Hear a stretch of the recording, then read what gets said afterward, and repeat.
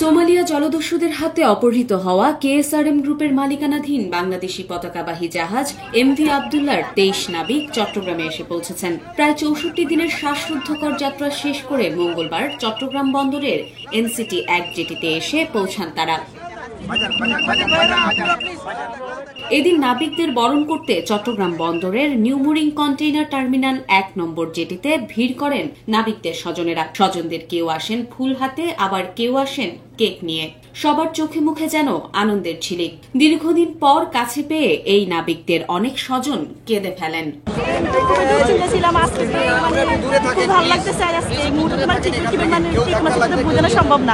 বন্দরের NCT এলাকায় আবেগঘন পরিবেশের সৃষ্টি হয় এই সময়। মুহূর্তেই যেন নিস্তব্ধতা নেমে আসে কর্মচঞ্চল জেটিতে। এর আগে দুপুর ১২টার দিকে এমভি জাহাজ মনি নামে একটি লাইটার জাহাজ কুতুবদিয়া উপকূল থেকে নাবিকদের নিয়ে চট্টগ্রামের উদ্দেশ্যে রওনা দেয়। NCT-1 নম্বর জেটিতে চট্টগ্রাম বন্দর কর্তৃপক্ষ নাবিকদের জন্য এক সংবর্ধনার আয়োজন করে। এমভি আবদুল্লাহ জাহাজটি কেএসআরএম গ্রুপের SR শিপিং এর মালিকানাধীন। গত ৪ মার্চ আফ্রিকার দেশ মোজাম্বিকের মাপুটো বন্দর থেকে কয়লা নিয়ে যাত্রা শুরু করে জাহাজটি। ১২ মার্চ দুপুর ১:৩০টার দিকে ভারত মহাসাগরে সোমালিয়ান জলদস্যুর কবলে পড়ে জাহাজটি। প্রায় ১ মাস পর গত ১৩ এপ্রিল বাংলাদেশ সময় রাত ৩টায় মুক্তিপণের বিনিময়ে জাহাজসহ ২৩ নাবিক মুক্তি পায়।